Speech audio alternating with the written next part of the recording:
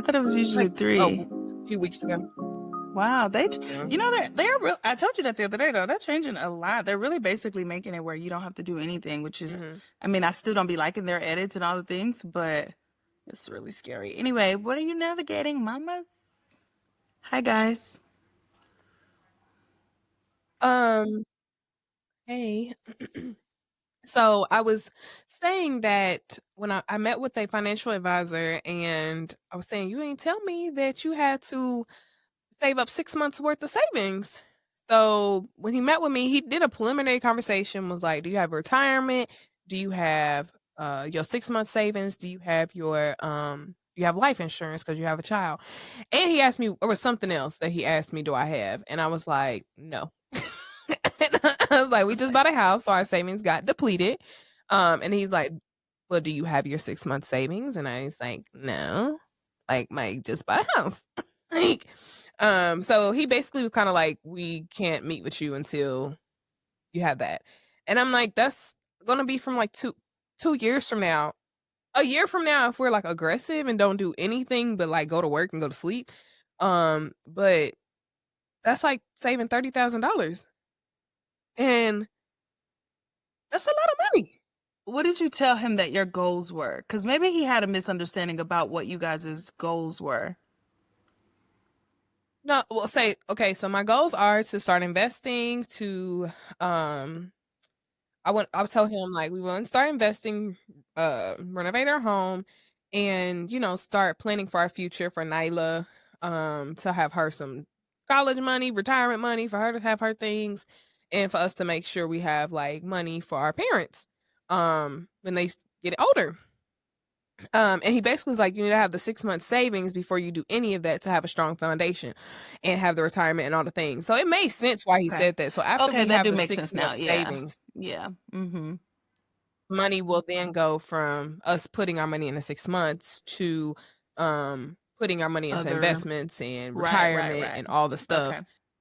Okay. And I was just like, I Yeah. can't do it all at the same time. Yeah. No. So I'm still meeting with other people, but we're gonna save our little money. That's fair. Lord Jesus. No, and because at first, and this, because this guys is like the 70th time that we tried to record this, but at first I had pushed back because I'm like, so he just saying y'all are worthless and can't talk about what potential like savings goals and plans looks like. That's what I was hearing. I was like, that's mean, but that does make sense because essentially he's saying like, girl, you want to invest in a savings account, like, and obviously y'all have the house and all the things, but yeah, that's what he's saying. Yeah, that makes sense.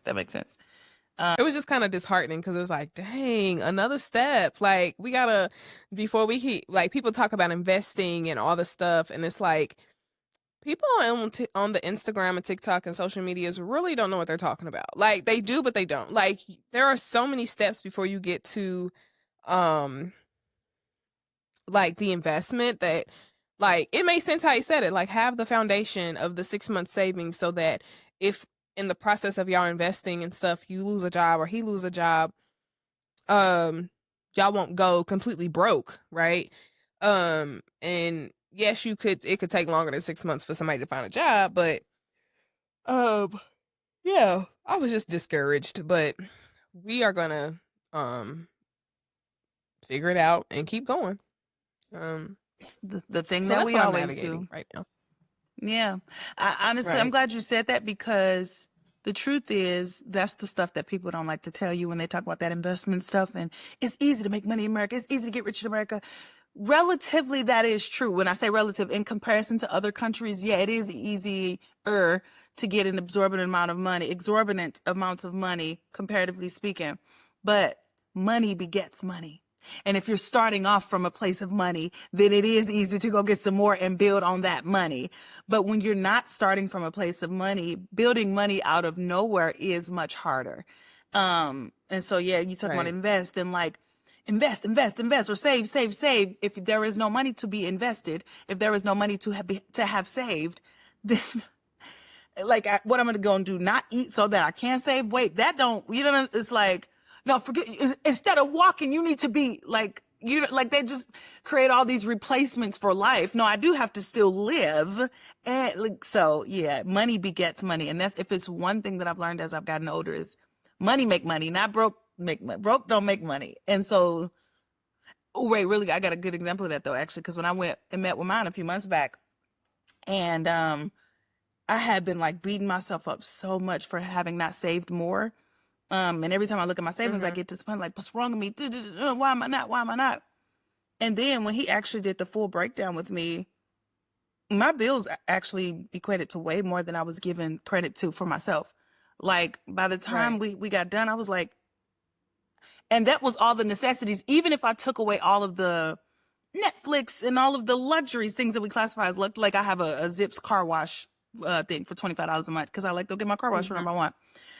Even if I took all that away, it would have maybe taken away $150, $200 of my like luxury stuff, you know, Audible and Zips car wash and things like that. So I was still for something in just necessity.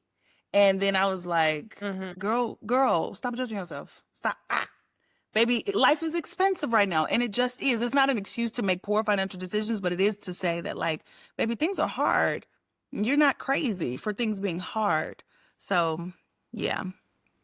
Sorry. But also, hey, congrats. Yeah. Y'all doing financial advice? Thanks. So, what are you navigating? What am I navigating, child? I went to see Beyonce in the city where we almost lost Beyonce. And it was transformative. I mean, if I'm being honest with, actually, this will be a fun conversation to have with our audience. It wasn't Renaissance. It was not Renaissance. It was not the Renaissance. I know you went to the Renaissance and was life changed. I know I went to the Renaissance and was changed to life. My life was changed as well. But if I'm being honest, and I love my girl down, I feel like the algorithm is just going to hear these few words and just take this to the 10th degree. But this tour, this concert felt like the Labels concert and not being Renaissance felt like a Beyonce show. This felt like a Live Nation show for Beyonce. You know what I mean?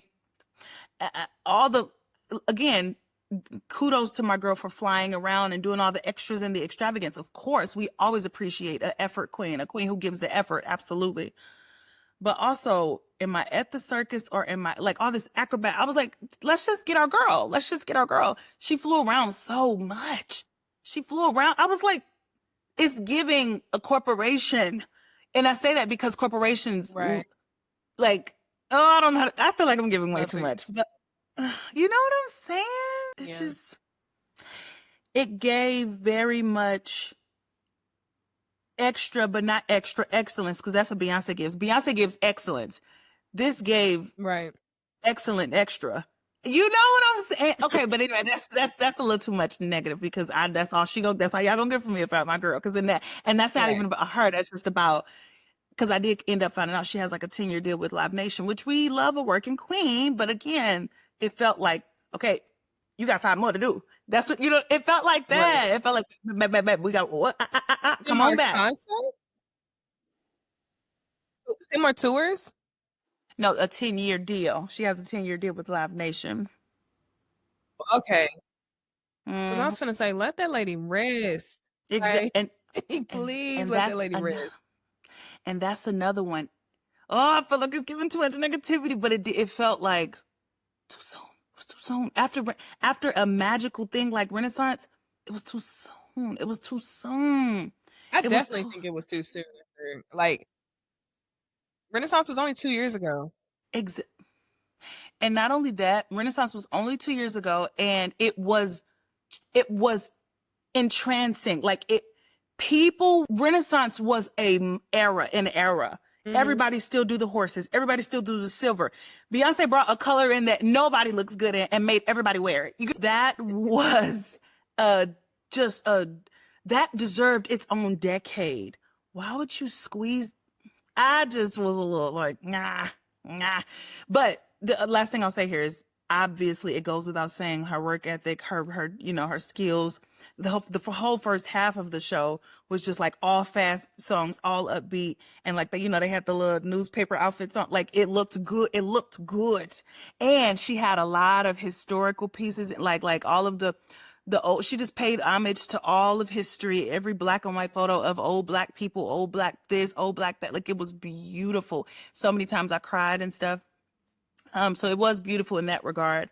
But as far as just the necessity of a show, this needed to be a documentary or Right. yeah, as a matter of fact, she should have did an ode to history through a documentary with Cowboy Carter or something like. Or I've been saying that she could have just left it at the Christmas game, because she had all of her artists that she'd featured.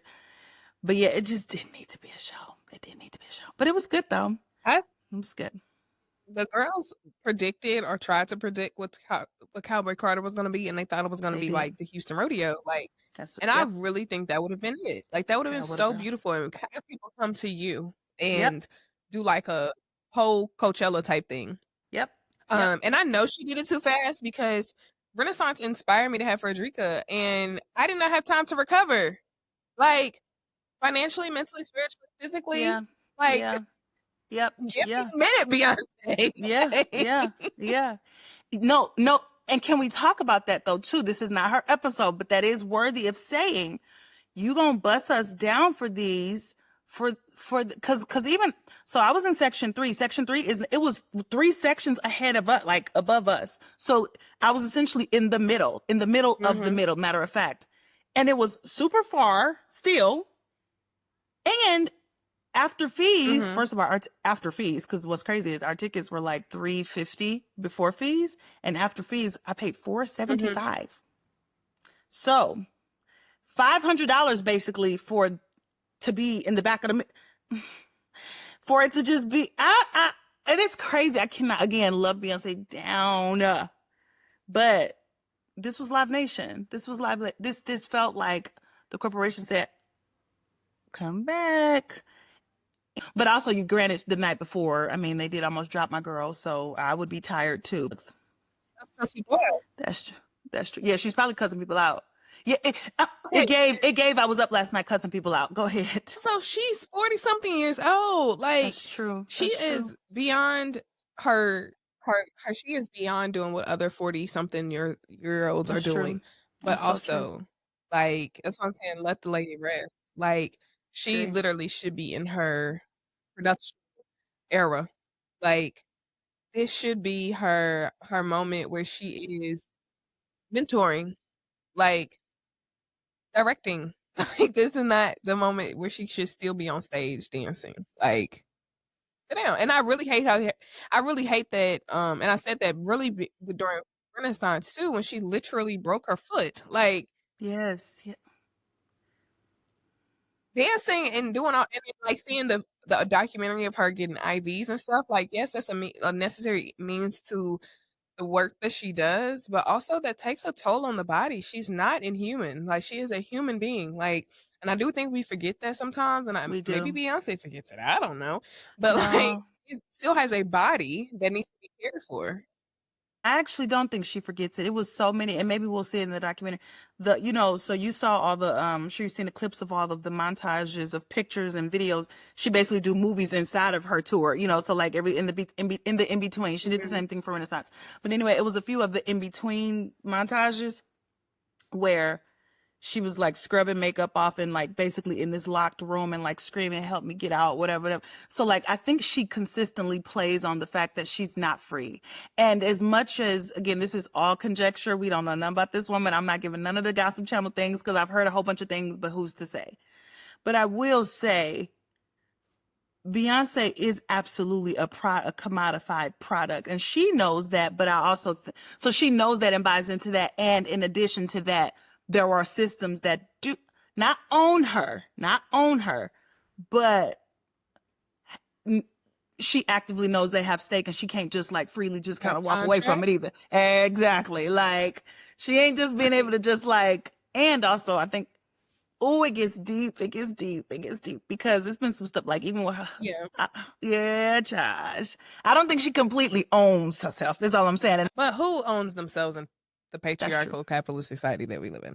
Like, That's all I but got. I will That's all I say got. you are right when you say she does not forget that she's human. Yeah, and I think even her putting what she put into the Renaissance documentary was showing like the broken foot, the how tired she was, so we can be reminded of her humanity. Yep, I agree. But I do And wish her. I wish me her too. rest. And The last, also, go I ahead. think it's because she, she, no, she just took so much time between the rest, like her other projects, that it's like, why is Renaissance so fast paced and everything else was like when she look, granted she wasn't her motherhood era where she was able to like have her kids and do her thing, but like it does feel like Renaissance is so fast and everything else was like 5 or so years. I don't know how many years, but you did feel incremental. Yeah, yeah. That's what you talking about, the timeline of like when it was put out? Yeah, like Beyonce is, I don't feel like has ever put a put out an album, a tour this Yeah, fast. yeah. Where in the past it's been we're waiting on Beyonce, and when is something else gonna happen? I don't feel like it's been this fast before in the past. When she was younger and probably should have been more fast paced. And this, so that speaks to what all the TikTok girlies have been trying to say. Again, conjecture on my part. I don't know nothing, but I think this has a lot to do with that 10-year deal. I think so if I had to just speculate from a young woman who's inching toward aging, this is my speculation. Conjecture, just fun for a podcast. I think what's happened is there's a 10-year deal because she was like, listen, y'all, I'm ready. I'm ready. I'm ready. I'm ready. I'm ready. Okay, but we still got XYZ. How about this? Let's lump it in. I'll give y'all these last 10 years or whatever. I'll give you this. And or at a very minimum, let's find a way to create a condensed timeline of production for you guys. And for me, because I enjoy it, this is fun for me, but also let's find a way to compile. And if you said this is too far outlandish to be thinking about or validating, think about every show she does this little moment. We've never seen her do this, but every show she's been doing that look.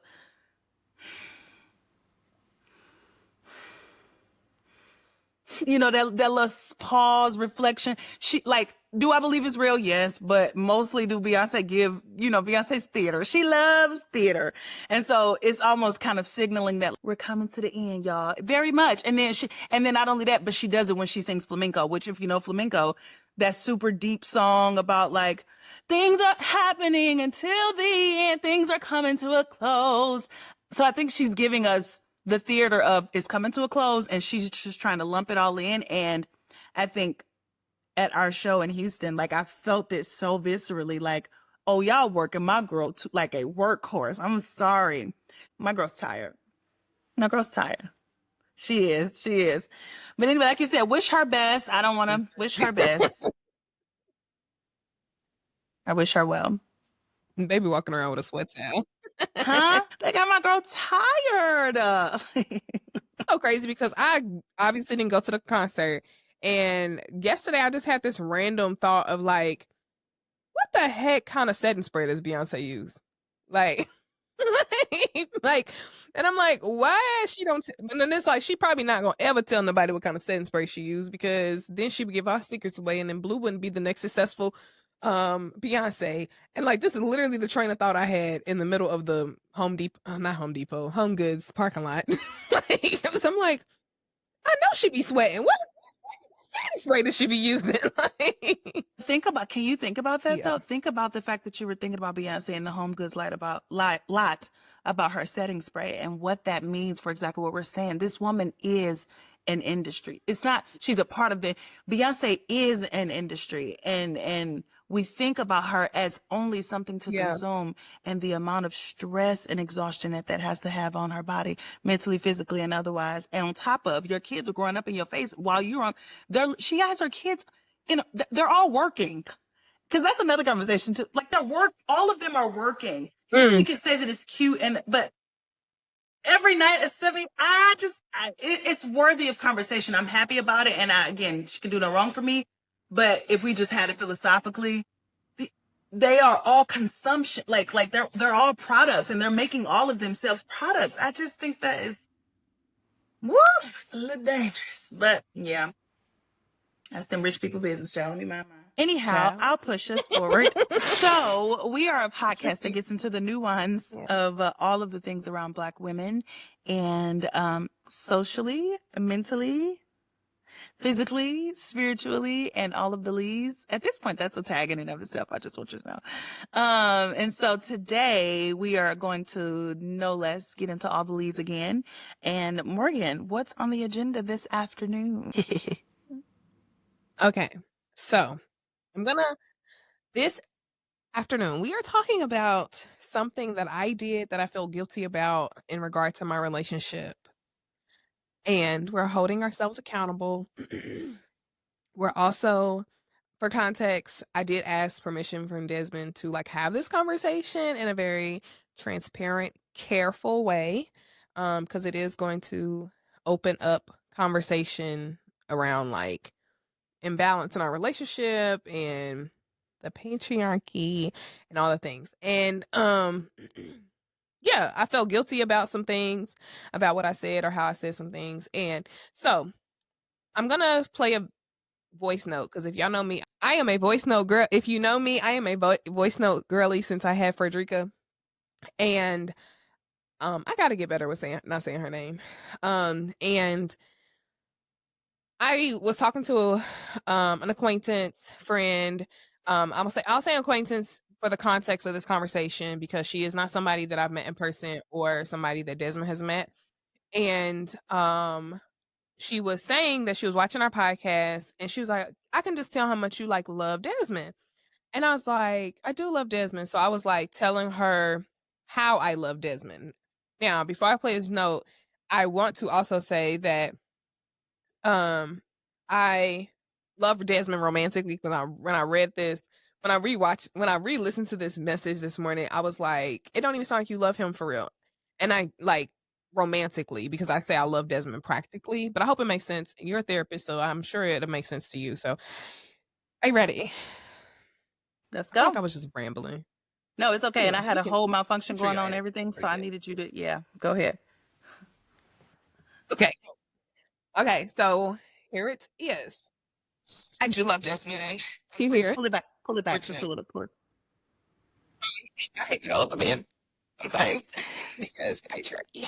But and it is very much so because of therapy, and very much so because of like those conversations where he allowed himself to be vulnerable with me. And it is a very practical love too. Like, I think we're at a point in our lives where we are and I'll tell you something. Put that shirt on some toxic-ish. I ain't gonna lie to you, because we had just got in an argument, and it was a bad argument, and it was on some toxic stuff. I was like, remind him that I love him and all that. But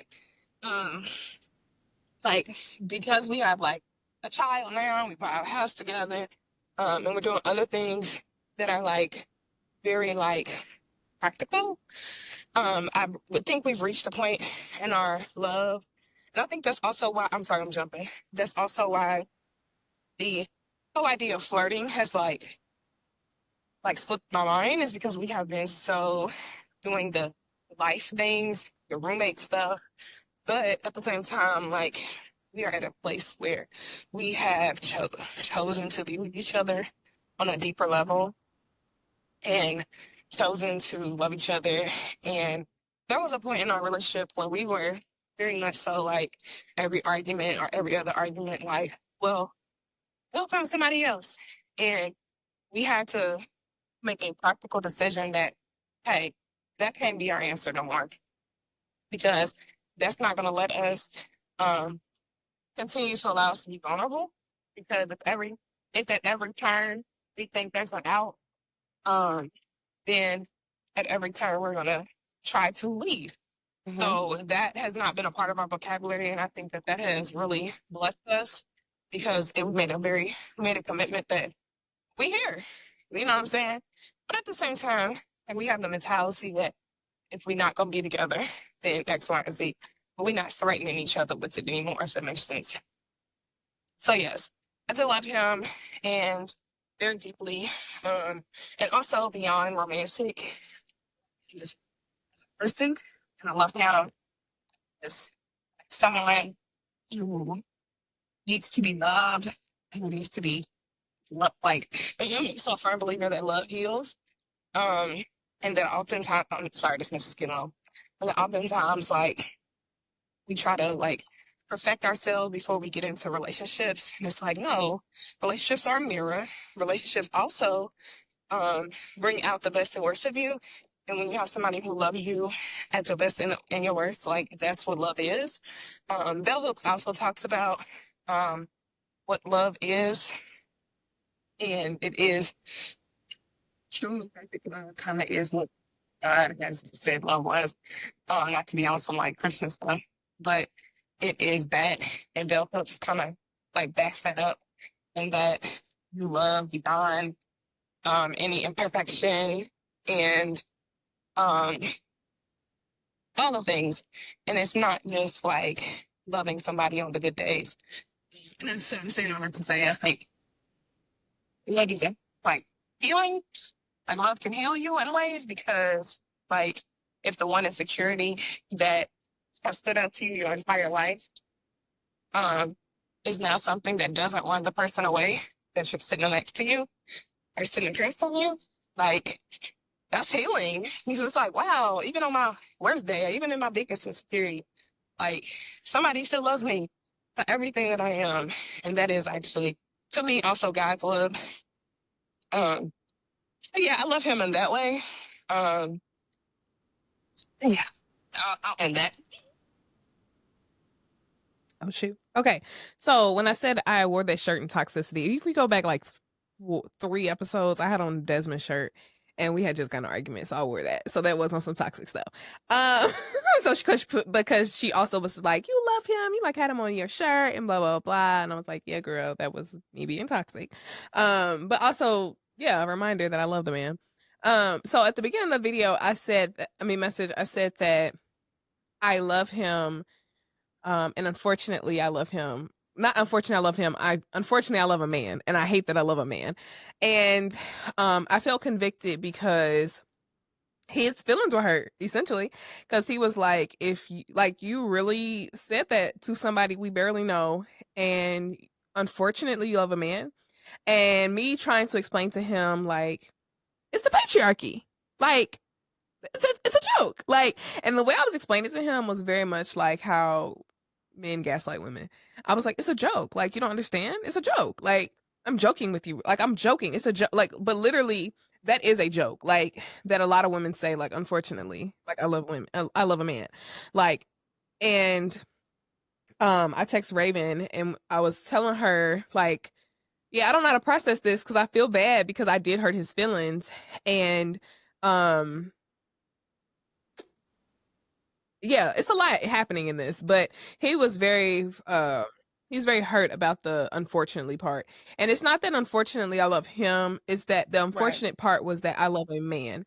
And when I say unfortunately I love a man, it's because when I think about patriarchy, it sets women and men up in a way that causes men and women to be kind of pitted against each other. Yeah. It does cause men and women to have roles that are not fair. And I think me being frustrated in my relationship dynamic reflects what I think is patriarchy, but also I don't think it's patriarchy at the same time. So for example, Desmond works a job that he works 12-hour shifts. I got up and took him to work yesterday so that I could have a car because my car is down. And we had to get up at like 5:30 to take him to work. And he only got like 5 hours of sleep the night before. And I came home about to sleep. And I was like, oh, he do be tired. Because I was like, what the freak? And I was like, all day, I'm like, why do y'all work 12-hour shifts? Because when you come home, you work 7 to 7. When you come home and you got to be work again at 7 o'clock, you only got like an hour to get home, get a dinner, take a shower before you can get back to sleep and maybe get 8 hours of sleep. Like, you only have an hour to do that before, if you wake up at 5, you need to be asleep at 8. And I'm like, that's impossible. Like, this is not a job that incorporates wellness. So that's a whole nother thing. And it's like, so I'm like actively reframing my mind while I'm realizing I'm hurting his feelings, because I'm like, you're frustrated that he works a job that is male dominated, that actually, I don't know if this is making sense, but I think the job that he works depends on the patriarchy. Like, it depends on having a partner, that probably a female partner, a woman partner, that will take care of the home because you're at work all day. Does that make sense? It requires him to be in the spaces where he is emotionally and unavailable in all of the capacities where you now need a woman. Right. So he has a job like that, where physically he is out of the home for an extended amount of time, a stressful job that drains him emotionally and physically, spiritually, all the things. And then you come home and you have to have somebody, if you're in a family, you have to have a partner that is picking up the slack. I just happen to be a woman doing that. So automatically, as a woman who is aware of how patriarchy works, I'm like, this is the patriarchy. And it's set up, his job is set up to where you have to have somebody doing the work on the back end.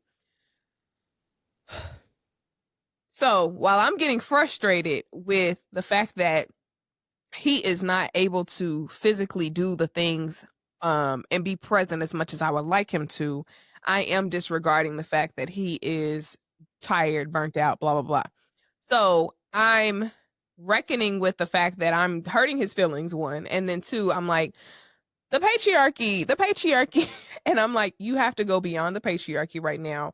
And you expose this man to locker room talk. Like, in that locker room talk is not okay when it's men doing it or when women are doing it. And I was trying to theorize myself out of the fact that I hurt his feelings. And trying to explain to him the unfortunate part, but child, I don't even know if this is making sense, but trying to explain. So I guess we could break it down that way. The trying to explain the unfortunate part. Have you heard that joke before? And we're back. Again, y'all, we be struggling. Satan is on the rampage. Either the episode ain't supposed to be put out or the episode is supposed to be put out, and y'all need to hear it. Okay. Because the very devil much is on so. our backs. Because very much so. And then if you think about what we're talking about, we're actively taking accountability while also simultaneously talking through the pains of both men and women in relationships. Like, that's significant things. And I appreciate our hard work, honestly. For real. We're trying to heal the girls. We're trying to heal the men. Yeah. So I actually did research for this episode because I was like, because when I felt like, when I was like, is this reverse racism? Not reverse sexism? Because, like, I am fundamentally against, like, if we're going to eliminate patriarchy, that we're not going to create a matriarchy in the sense of, I'm not that women can't be leaders, but in a sense, matriarchy in the sense of women will now be the oppressors, because oppression oppresses, and it just continues to create oppression. Oppression begets oppression. So there's no point in like, oh, well, now the men are aware of their foolishness, and now we're going to be the women who keep our feet on their necks. We're not doing that. Yeah. So I think part of that, it was also the reason why I brought it to Raven, was like, I hurt his feelings with the joke, because taking away the patriarchy, his feelings were hurt. And the person was hurt by what I said.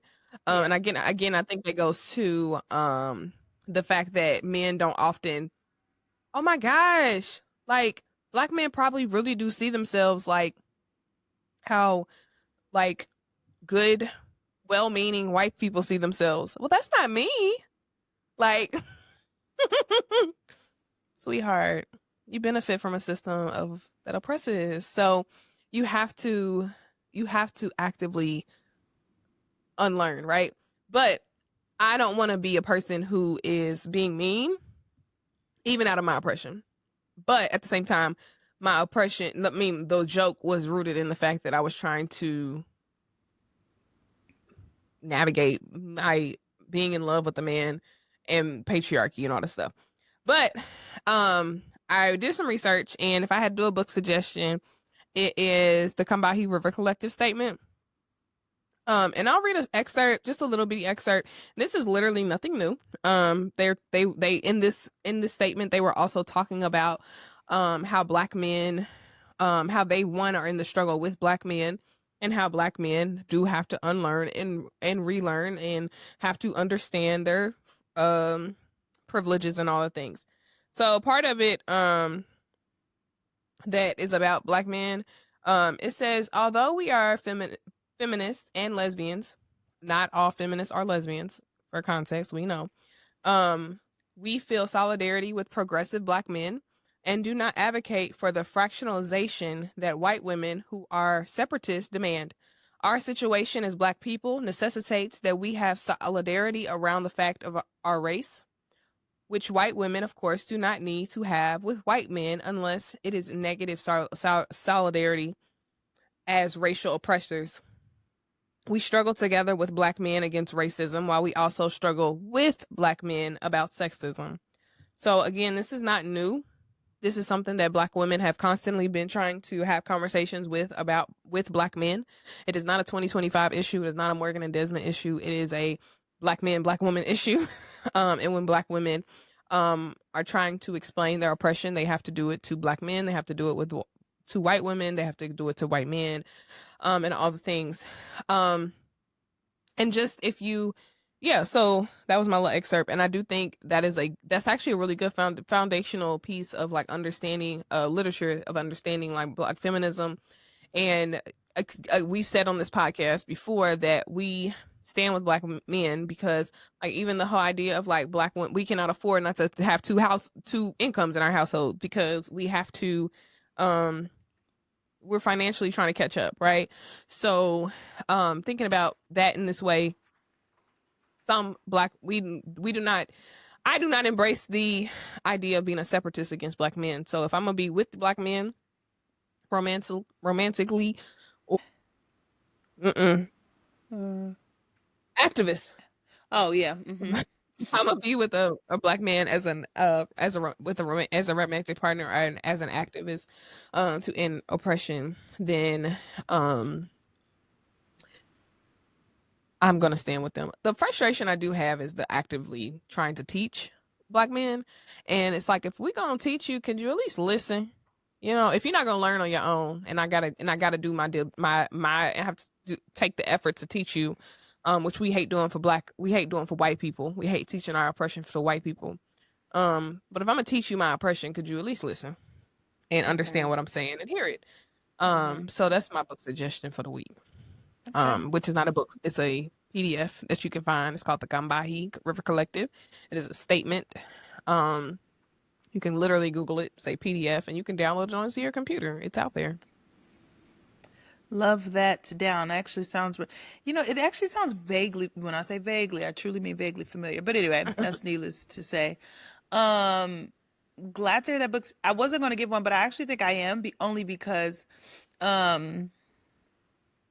when I think about this conversation and why it all matters, and I know we're going to get to that in a second, but as much as we keyed a lot in this episode, I do also realize that as frustrating as a lot of the flaws may be in our engagements with men, particularly Black men, that's who we got.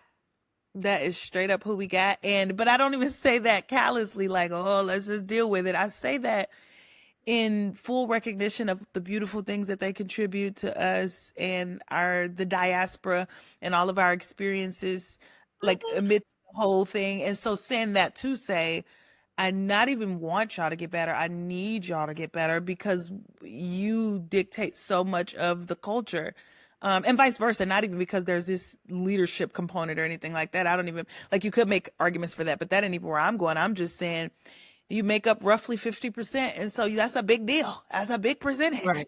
And so I want y'all to be better. And similarly, I want us to anyway, I'm getting way too much into the why does it matter. So the book that I'm thinking about is Of Boys and Men by Richard Reeves, because it talks about a lot of the disparities that boys are experiencing and men are experiencing in our society. And in a world where, although the world and the systems are patriarchal, the things that we consume are more centered toward women, because women are the 70% of the consumers of like everything: shows, TV, the malls, stores, everything. So because of that, we don't hear narratives around the ways that boys are struggling, at least not until more recent days. Some of that is men's fault because they like to present strong. But even still, I'm glad that we have people who are like experts who are doing the real work and looking into, wait, why would boys be angry when they hear consistent narratives around them just being these horrific, animalistic things that only bring destruction to the world? Even if that be true, that isn't necessarily the truth for their isolated experiences. And then to the extent that it is, how exhaustive that has to be a part of a group that everybody just sees negatively, even if it is like take away whether or not it's true. We know where we stand on it. Right. But like, I can't imagine existing in that body and trying to navigate a world, and not only navigate the world in that body, but also people having expectations of you to be a good this and dad and this and that, and also be wealthy, and also have, that's woo woo woo. And yeah, so yeah, because I can draw but I mean, I can do all the even those all day long. At the end of the day, just speaking to them, I can only imagine the exhaustion. And I'm glad that we have experts like Richard Reeves and others who've given a exhaustive statistical analysis of their problems and solutions to how we can address their problems on a societal and even individual level. So that would be mine. That was a lot, but yeah. No, I was thinking when you were talking, like, I would hate to keep referencing racism and sexism as a thing like that you can compare. You can compare, but I don't want to like say it's equal. I don't also whatever. What I'm about to say is, when you said what they can basically what they could do psychologically, you constantly hear that you're feeling negative or that you're a negative being, like, because all the things, like, what does that do? And it's like literally the same with Black people. Like, what has it done to us for like decades and centuries to hear that we are constantly negative? And to that, the reason why there is so much research about so many things, like, there is so much research. Like, if we think about this, there are a lot of Black women doctors with PhDs, and with PhDs you have to do research, and they are going to do research about things they care about, which oftentimes are themselves and the people that look like them, other Black women. So when we talk about the education, like, we talk about the disparities of Black men, or we talk about the disparities of Black people, or just men in general, if they're not going to college and they're not understanding that there's a means to an end to this, like, yeah, there ain't that much research, because I'm sure men are not doing the research on themselves, or like taking up the mantle of like, let's figure this out, but I also think it has to be a broken down understanding that they are suffering from something. And if they don't understand that they're suffering from a system that is not benefiting them, then no, they don't even think to research and like figure out, why do I feel this way? Because you don't know that you're suffering in a system that is harming you also. Yes.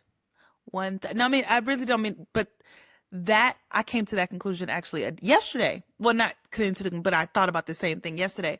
I was listening to a guy on YouTube. I wish I had his name because he is so good. I'm gonna send him to you actually, because we should try and connect with him actually. But he's kind of big on YouTube for being basically, he's speaking out against patriarchy, and not in a pandering way. He legitimately be like, y'all, whatever. So anyway, and he made the point that he was critiquing one of Joe Budden's Podwives episodes, and just how toxic they acknowledged being to their girlfriends and stuff and their wives.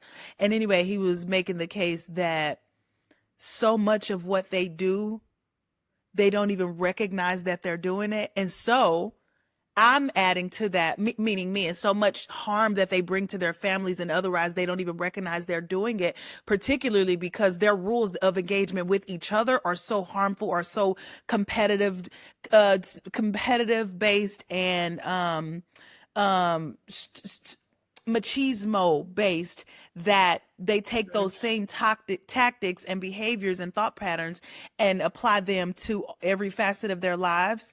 And then it creates toxic environments that they exist in. But because this is their norm, they don't recognize that this is harmful. And the reason, what I'll add to that is that the exhaustion that they feel, I bet, really is real. Because, it just hit me just now. Hold on. This is a WOTA exclusive. Breaking news. I actually will give empathy right now in all seriousness, because like a good example on the same guy that I was watching, he referenced how they were like, now you got terms like stonewalling and gaslighting. I was like, babe, those have been terms. Those have been things for long times. But me and be coming to emotionally intelligent spaces like, what's all of this accountability and caring for others? What's all this? And it's like, oh, you really? Oh, so saying that to say, they be coming to these spaces like, I've been doing the best I can. And that's been the most bare minimum that you could do. But that's a lot for you. Like, and I genuinely feel in this moment, what the reason I said it's a WOTA exclusive, because I'm like, y'all, they mean it, y'all. They mean it when they say they do. This is a lot for me, because it probably is. It's because we've been inundated in concern for one another forever versus them. Last thing I'll say is, we're socialized to be apart. Men are socialized to be above. And so you come into environments where, exactly. And what I'm saying, and you come into environments where now, okay, be a part of us. What you mean by that? I'm above you. And even if they don't logically say that, that's what their tendencies have tailored them toward. Yeah. It's really sad, because so they're not socialized to care for even the people that look like them, so other men, and they're socialized to compete against them, because they're trying to always get ahead in the providing and all the things. And it's probably overwhelming to like the 10th degree trying to unlearn all this stuff, because like you said, like if you've been in a relationship, you've been free, I was about to say free balling. But you be free. You've been free all your life, and you just only had to think about taking out the trash, and you only had to think about getting a job and making sure that you made money. And it's like, now you're in a family and with a woman possibly it's 2025. Everybody's becoming a little bit more aware of all the things. So regardless of who you with, male, woman, anybody, you're going to be with somebody probably that's like, we are done with the oppression. Like, we're not doing that. And it's going to cause you to open your mind up a little bit. And it's a lot, because you've only had to think about 2 chores your whole life. Yep. Or 2 tasks your whole life. And to the extent that they did give energy, just real quick, to the extent that they did give energy to anything emotional or internal or internally driven, they were immediately, and this is where I will give it to them, immediately shunned, right? We do it less so today because we're more evolved as a culture. But for the longest of time, the framework that boys have been brought up under has been archaic and barbaric, full stop. And then you want them to just automatically, I saw a guy say the other day, and this is so true now, I've been saying it to my clients and expounding on it. Most men, young men, or men in general, typically get into relationships or marry women petrified, and I genuinely mean petrified of their woman's emotions. And when I first heard it, I was like, here we go. Like, I was kind of annoyed by it, but once I gave it some logical thought, that's why men either shut down when their women are going through like talk to me. You ever talk to a man and you all in it, and he just like, I'm sorry, man. Or like, you be thinking, that man hates me.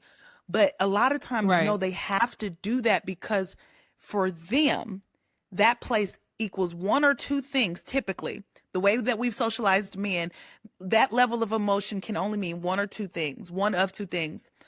I am now in danger because if I let myself be vulnerable, I'm going to be clowned. Somebody will potentially harm me physically or whatever. So that's one. So it either means danger. Well, I guess this is one side of the same, two sides of the same coin, or abuse.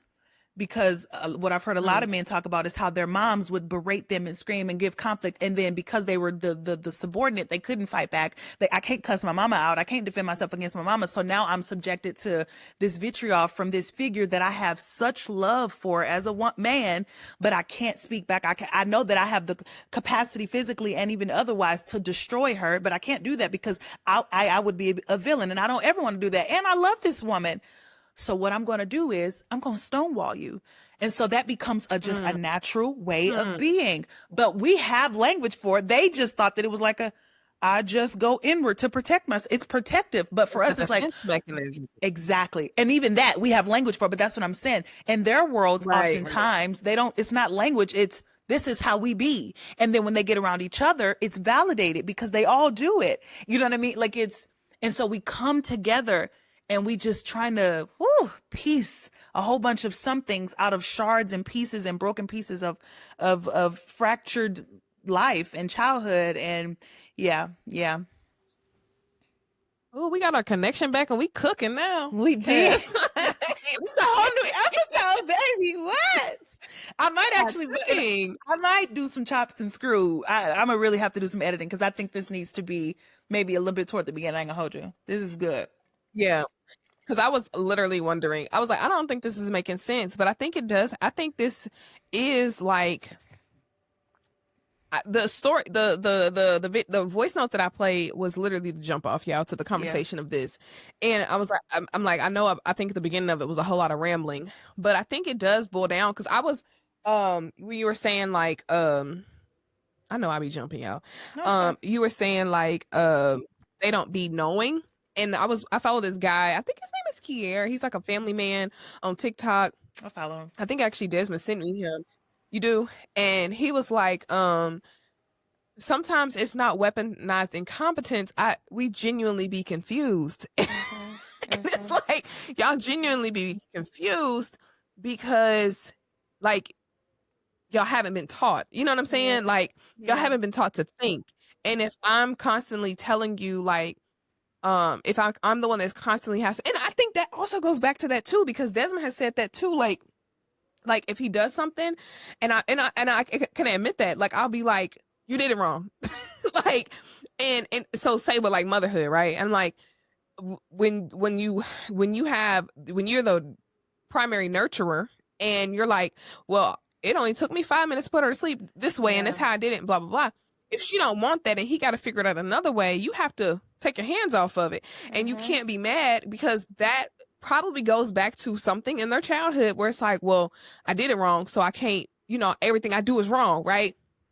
So I'm thinking about that like right now, but so yeah, like just tell me and I'll do it, instead of like, because I don't want to get it wrong, because if you get it wrong, that also will probably, equate to I did something wrong as a man and it affects my manhood. Yep.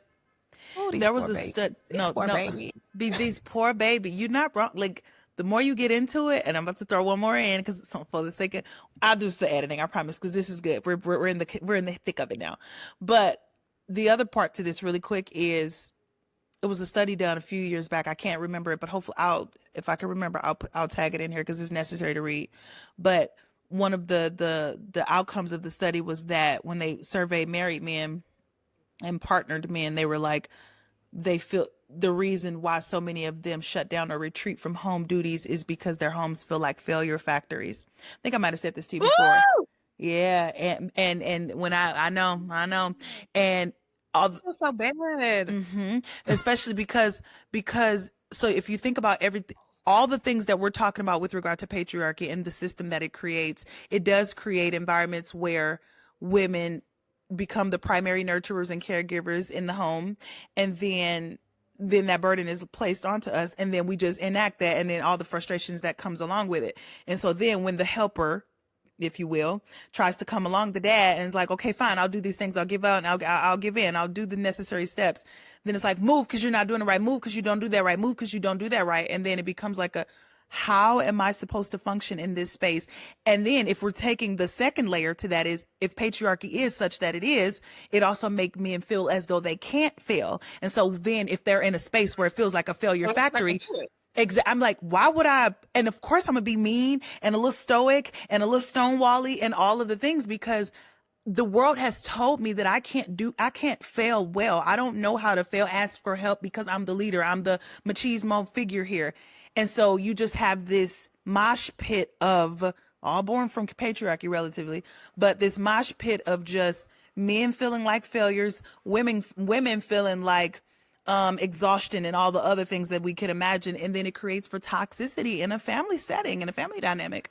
Sorry, I know that wind is really loud. I don't know if you can hear it, but yeah, it's really, yeah. So when you see it, final thought for me, when you see it from that lens, it is difficult. And then it makes you understand, going back to your initial reason why you brought all this up. That's why, yeah, it's like, maybe we should pull back on this. Maybe we should, because it's so much more sinister and it's so much more complex than we give it credence for. And I think women are socialized to feel and experience and be humans, and men just largely aren't. And then we just one day expect them to be more human and then are mad when they not. And yeah.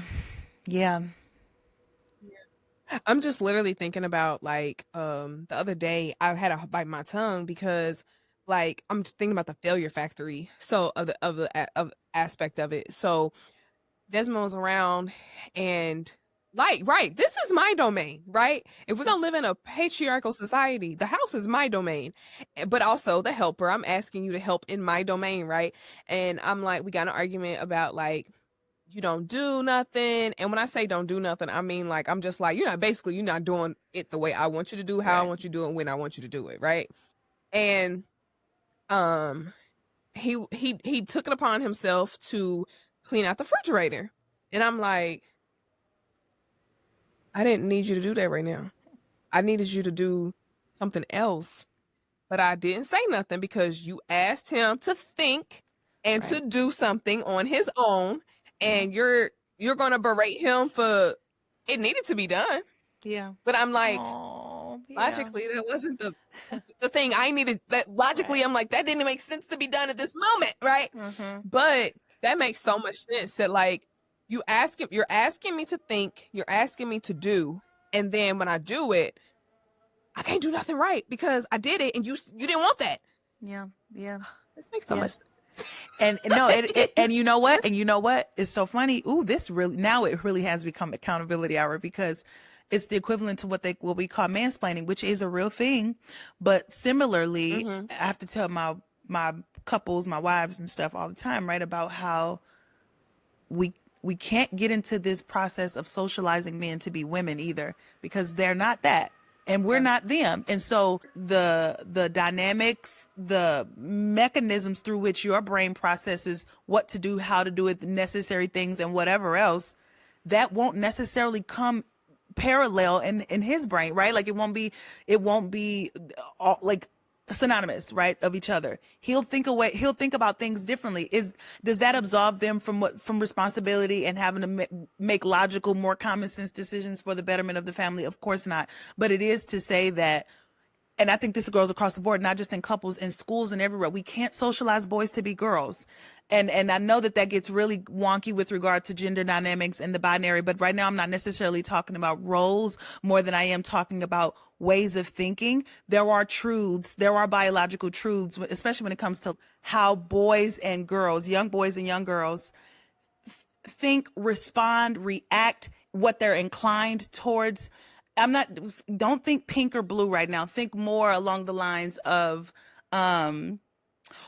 why a great deal of women automatically go toward helping professions as opposed to men go more toward like engineering and it's not that women aren't engineering and men aren't in nursing. It's not that, but it is to say that there are biological truths and inclinations that come with the gender dynamic relatively. It gets murky, but relatively that is the case. And so because of that, we can't expect boys to automatically think like girls and vice versa. And then what that also then looks like or manifests as itself in the family dynamic or in the home or in romantic relationships, the way that shows up is So if you think of it through one way, don't be mad that he immediately doesn't think of it through that way, and just respect and be okay with, like, he has a whole different lived experience from patriarchy, some from biology, some from, add in all the places that we come from. And let's respect one another's differences. That's really what I'm trying to get at. I hope that made sense. Yeah, and I was gonna push back, and I still might, like, because Yeah, I yeah. am like still wondering, like, if we had two people, one biologically male, one biologically female, and we set them in a vacuum. I think that's how it works. And there's no patriarchy, or there's no oppression, there's no this, there's no that. Would they still gravitate towards those things? Or are we still socialized to the point where it's like, yeah, we gravitate towards helping professionals and they gravitate towards more technical professions. But then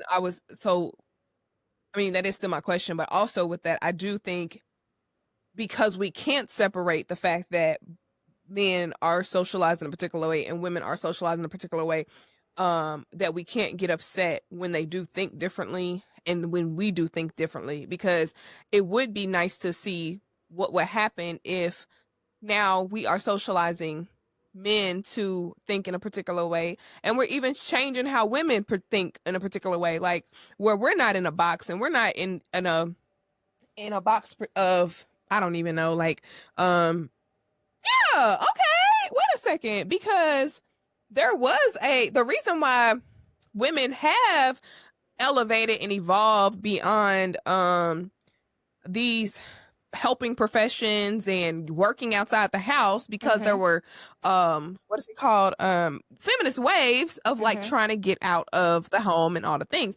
And I said this on another episode, that men have not had to like fight against something on the basis of their sex, and it's like, we're not telling you, I'm not saying to go be in the home and like do the complete reversal and become do women roles, but I would be interested to see, like, if there was a revolution, which I think we might be in it, small or not, of men becoming more aware of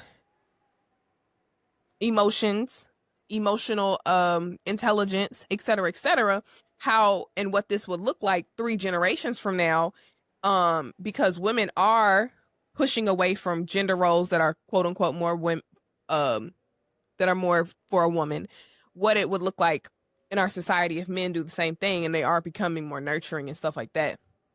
I hope that makes sense. No, it made perfect sense. While you were talking, I was looking up the study, because what I don't want to do is just start talking from the side of my neck. I'm saying this because of like experiences, and also there are studies with it. But before I get into the study though, speaking to what you're saying, I do think 2 things can exist at the same time. So I do, and I think that was what I was trying to get at too. I think obviously the societal factors, like nurture versus nature conversation, the nurture plays a part into it. And I think we can create a world where boys feel free to love, nurture, support, and play all the same roles that women play. I actually think the world will be better for it. Boys will be better for it. And we've actively seen that be true in some instances. But let me read this study really quick, to validate what I'm saying. And I'd love your thoughts here too. And if we debunk patriarchy, men will start to realize that women are actually funny and we can make y'all laugh. Come on. Come on. That part. Just a little interlude. But the point is, I think we should give boys grace. This is my bottom line. I think we should give boys grace. They deserve grace. And to the extent that we have our own space to take accountability, we don't have to deny the reality of who they are and how they were socialized and how it negatively impacts us, to be able to acknowledge that they may not understand it in all the ways that it harms and impacts us. And so I don't think we have to deny it in order to teach and have grace for it. And it's not our job to fix or teach. I mean, it's not our job to fix. We can continue to cultivate environments of love where they can grow and evolve, and where we can also grow and evolve. And I'm hoping that none of those things sound like it's me saying So girl put up with it. So girl just forget about what they do and all of that, and more about just cultivating the environments that we want to see and that we want to be a part of. Here we go. You know, that's crazy because I'm literally like, no, I'm cringing on the inside also because that's what it sounds like, almost like I know. just put up with it. Because at the same, like on one of the other episodes, I was like explaining, like, I think there is a thin line between patriarchy and abuse. Also, like, patriarchy is an oppressive system, so it's kind of Yeah. like, Yeah. Yeah.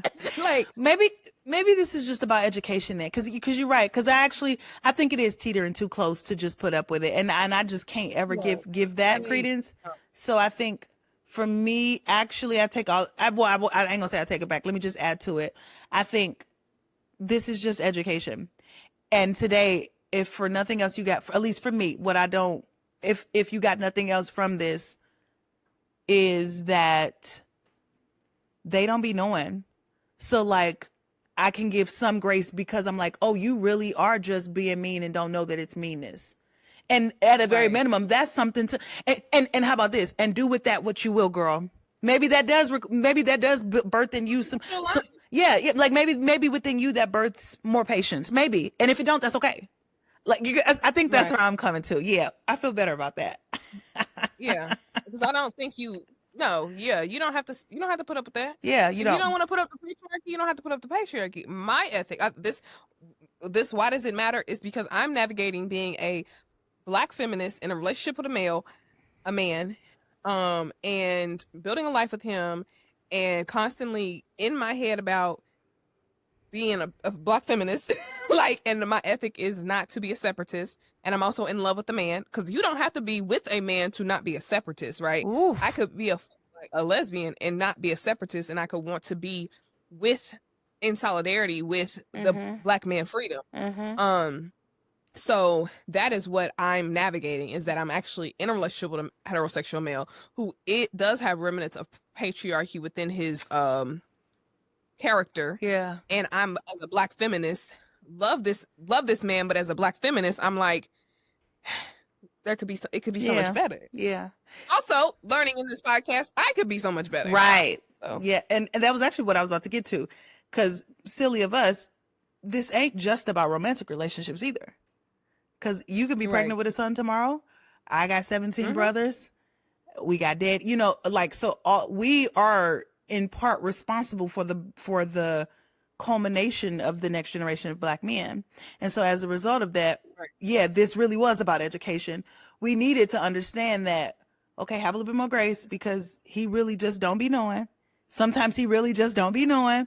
And so what can my grace and my capacity in my little world look like? What could that look like? Or how can I evolve the way that I educate? How can I evolve the way that I parent my son? How can I talk to my cousins a little bit differently? And my mom, we had a luau for the 4th of July, because we don't celebrate the 4th of July, but we had a luau instead. And I had all of my young boy cousins over, and we got into a little spatty spat. It was fun. But long story short, I could have been more on my auntie time rather than judgment time about how they approach and think about women. So even now, Raven, you're talking from a space that so many of them don't understand. You can be frustrated with it all day long, but at the end of the day, you got a room full of 19, 16, 20-year-old boys that you have the potential and the power to influence with a perspective. Are you going to come from the place of frustration because they don't know all the things? And I'm not even talking about academic things. I'm just talking about baseline human decency things.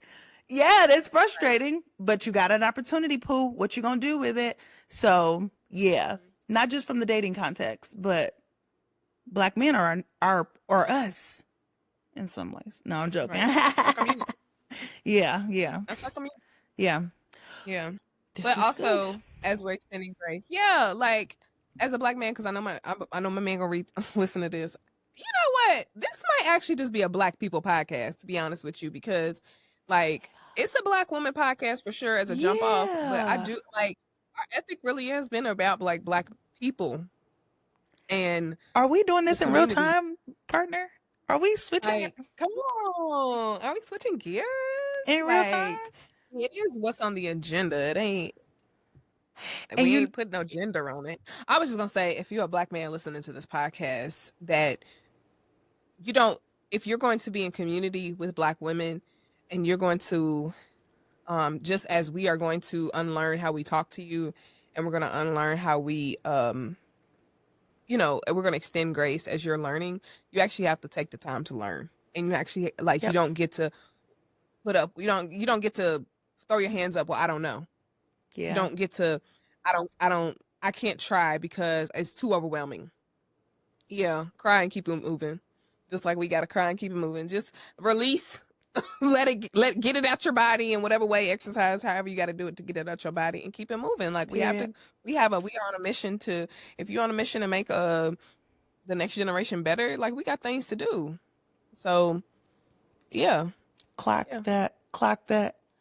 Baby, that's it for me. I think we didn't say what needed to be said. Yeah, I think that's it for me too. Yeah. This is a long package. It was. We got our work cut out for us, but it's gonna be okay. I'm gonna do the work. I'm about to go get right back in bed, so I think I'm gonna just actually edit tonight because I'm just gonna get right back in bed. I mean, can it be a part 2? Like, because I know we supposed to do 2 episodes today because we got a lot of travel coming up, y'all. But Raven's also sick, so I am really sick. That is not a bad idea. Yeah, I think so. Or it could just be a 2-hour podcast. And this is what y'all got for the next 2 weeks. That's gonna have to marinate it. That's not a bad idea either. Let's marinate it. Let's marinate because because I actually don't think we should split it. The better half was the last part of it. Yeah, I agree. That's the only thing I was thinking. That's what I was thinking. Yeah. That's what I was thinking. Cause I ain't gonna lie, I was like, oh, I might just like keep our what are we navigating, keep your voice note and then jump right in. But yeah, you're right. I think we should just cause I don't think we should split it. So yeah, it might just be a 2-hour thing and then see y'all when we get back. Yeah. You know what's funny? At one part of this episode when we was kikiing a little too much, I was like, we definitely need one of those disclaimers like at the beginning of Joe Budden's podcast. Girl, because seriously, we do not care about. This is not serious. This is all jokes. We are goofballs with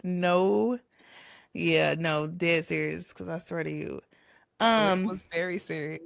We just laughed in the midst of it. Yeah. Guys, we love you so much. Thanks for kicking and hanging out. What the girls are saying. Oh, yes.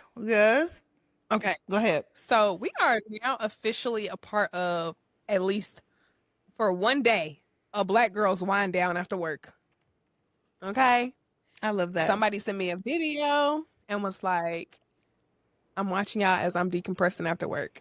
I said, not us being not heavy enough, but heavy, just enough heavy adjacent to make you feel good. Yeah, after you get off of work. I love that. That's sacred time. That's sacred time in a Black life. No, that is. So, that is. I'm not gonna. Can I be my girl this week? Sure. Only because I've been. Shout out to all the girls. The incremental growth that we keep seeing. I know Morgan and I talk about it a lot backstage, but I just can't wait till it's so real. But in pre-production. But so shout out to all the girlies that are just incrementally coming along the journey. We just appreciate y'all so much. Secondarily, my favorite time to watch our pod? When is that? I don't know why I'm so bashful about talking about my man in public. That's so weird. But, or not even about my man, but about being in bed with my man. When you watching with your man. Don't. Cause I'm like, see me? Because when we were in New York and we were laying in bed and watching it and he started to fall asleep just a little bit. And then I was like, okay. And he was like, turn it back on. And I was like, okay. And so then he stayed up the whole time. And then he kept pausing and was like, that's why, blah, blah, blah, blah, blah. And I was like, wait, baby, but this is not the good. Okay, can we get to the good part?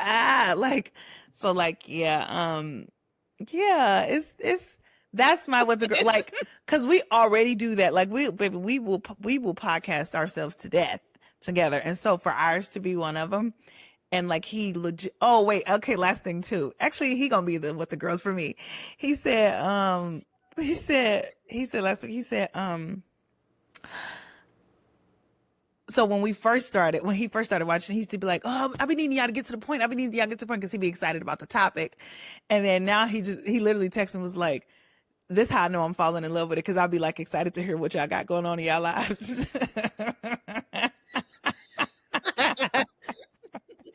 And I was like, but I tried to tell him in the beginning, I said, that's the whole point that's why we do this. Yeah, in the beginning, it is going to feel like, oh, whatever, let's get to the beast of Simone or whatever.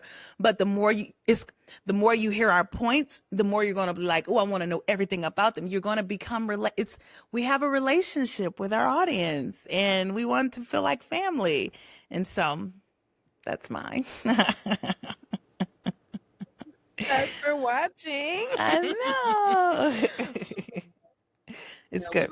We was watching the day that I was out of town, because I walked in. I think he missed us a little too much, and he was like, I think I'm gonna watch a podcast when I get home. And I was like, oh, okay. And I walked in on him watching the podcast. And I'm like, bro, you missed me for real. Like, no, it's wild. It's wild. What I really appreciate is him engaging with you as well. And I'm like, yes. The podcast as a whole, because we be given what it needs to give, period. Like the energy, the funny, the serious, the depth, the weight.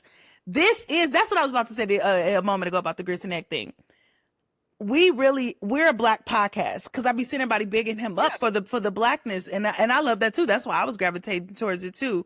The woke Blackness, and not white people version of woke, but actual woke, not Hotep version, but just intellectual Black woke. Like I am with all of that. And that's what we give.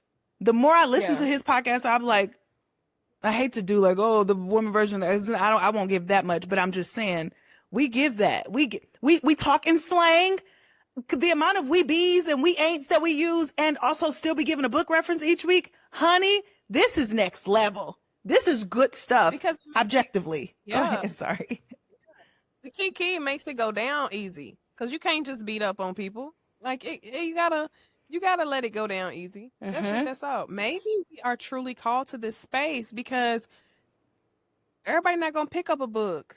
They need the key in the middle of it. And the amount and ability that we are able to offer Jesus in a way that, like, no, I really mean this. Like, I'm okay with giving just 2 more seconds to this, and we done. But like, for real, like, the Black community has been presented Jesus either through an anti-him way because of all of the stuff, right? Which we don't got to get into. We understand historically, and or beating down your throat because he's the only way, the truth, and the light, and everything else you do is bad and you're going to hell.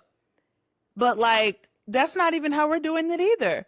We are unabashedly Christians while also navigating the nuances of it. We differ on perspectives about Christianity and still leave space to be in sisterhood with each other, do business ventures with each other, knowing that at the baseline of it and the crux of it is, but we love Jesus. And we're actively like walking out what that looks like.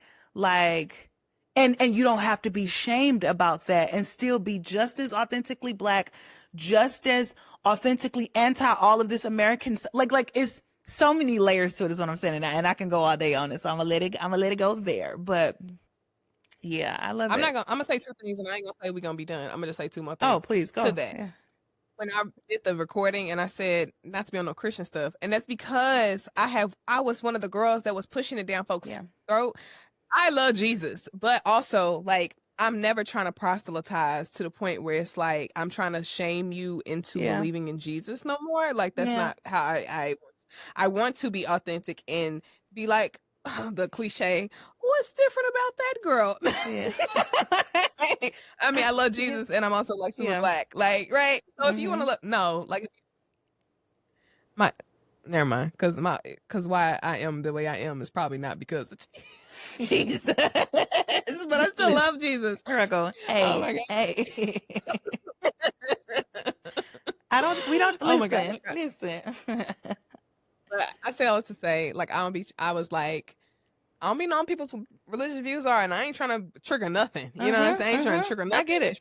No church hurt. I ain't trying to trigger none of that. So no. I get it. But dang, and I forgot what the first thing was I was about to say.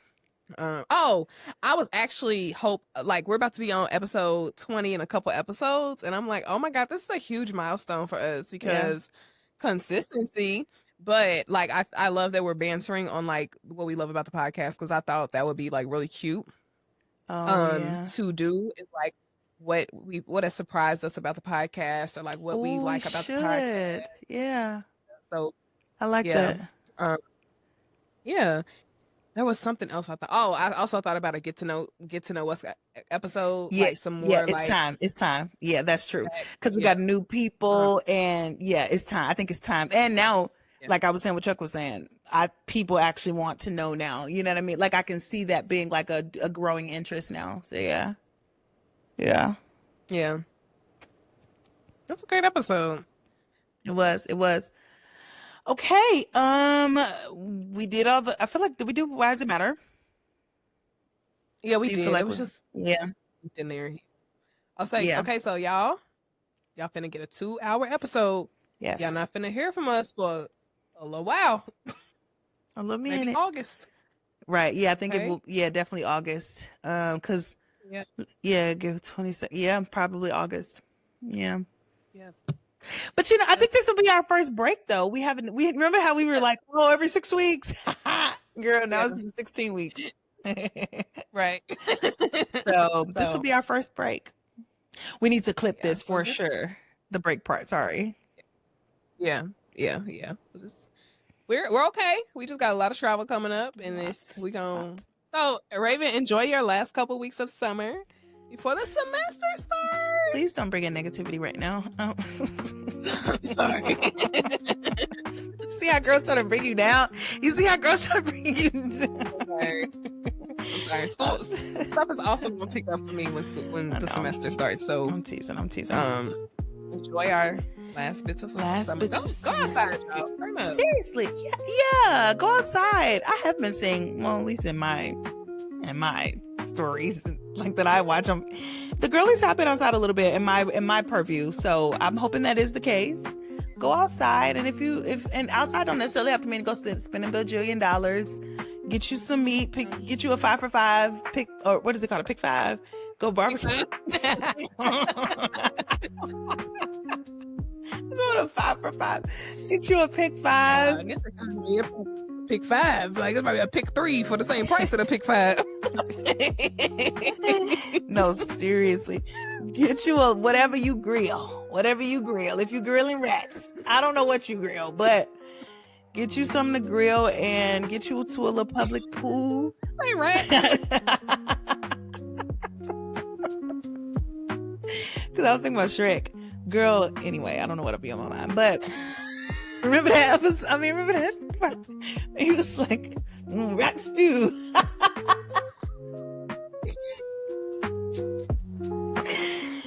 No, I perpetually think in movie. I'm not kidding. But anyway, yeah. Enjoy your summer, for real. Enjoy the rest of the summer, because baby, listen, them kids finna be going back to school soon, or whomever you take care of or what you take care of. Baby, enjoy these last little sunny days, okay? Mm-hmm. Yeah. Yeah. I miss you. But no, yeah, like it's probably ain't hung up yet. No, low key, cause actually this do kind of be like when we connect, and like now it's become like because luckily this really is just like conversations it's like a phone conversation that we just turned into the public. So this will feel like that, but we'll make sure to. That's what we do. We do that well. Mm-hmm. We'll check in. And if you notice from our voice message audience, I literally be dropping books. I can do. What I can do, working with how it'd say 2:40. I'd be like, all right, let me go settle in. But I ain't gonna lie, I love this. Is why we ended up doing the podcast, because I'd be so excited. I will be on the phone with Chuck, and then I'd be like, okay, let me call you back, because I'd be because you can't listen to voice notes, and baby, I'd be like, I'm about to nestle into a good voice note conversation for at least the next 10-15 minutes. So I'm gonna call you back. I'll be okay with it. I'll be okay with it. Mm-hmm. Yeah. Alrighty, guys. Love, peace, and hair grease. While we're in our hiatus, please go and, because I know y'all ain't watched all of them, so don't even try it. Right. Also, let's get our Podomatic numbers up too. I want to see people on the Podomatic or the podcast. They don't know Podomatic. Why am I saying Podomatic? But on the Apple and the Well, Spotify. our Apple and Spotify look good. Oh, do they? Girl, Pretty balanced. Where I go? What do I know? Well, engage is my point. Engage, guys. Yeah. But other than that, love you very much. Share your favorite. Yeah, share your favorite episode with somebody. Yeah, I like that actually. Yeah, I do. Oh, okay. Seriously, our TikTok. I be seeing our TikTok be moving. Ooh. Instagram not so much, but our TikTok, Yeah. the girls be talking, chatting. Somebody said, go ahead. Well, I was gonna say Instagram not so much, sorta, because Instagram is where I consistently see the incremental growth in followers. Like have you noticed? Like every time it's like, oh, it's a new follower today, but it's like random. And maybe it's because I don't be on our Instagram as much, like as far as our like the behind the scenes. But because like it was like 198, and then it was like 200, and then it was like 203. I'm like, so it's like Instagram to me, yeah, I don't know. But go ahead. Yeah, on TikTok, somebody was like, I'm so glad somebody sent me this. And I was like, not us being you should watch this. And then I was like, oh, I hope we because I be sending Desmond all kind of videos, like not throwing shade at our relationship, but like, oh, we should try this. Like, I'm like, oh, I hope this episode be the episode where the girls be like, okay, so I'm not the only one, y'all. Like, come on, man, we can do this. Yeah. Wow, we're gonna have so much. This is gonna be good. Okay, seriously, I'm done. Okay, guys, bye. Black people be trying to get off the phone 10 times. Right.